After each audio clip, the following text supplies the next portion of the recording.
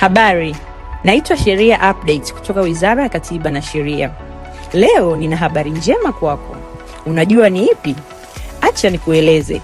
Ni hivi, Wizara ya Katiba na Sheria inashiriki katika maonesho ya 49 ya kimataifa ya biashara maarufu kama Sabasaba.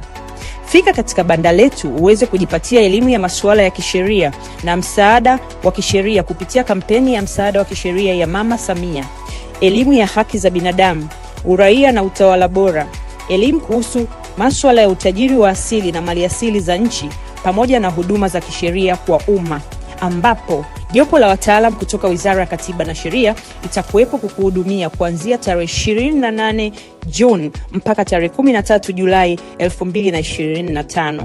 Maonesho ya biashara ya kimataifa Sabasaba, fahari ya Tanzania.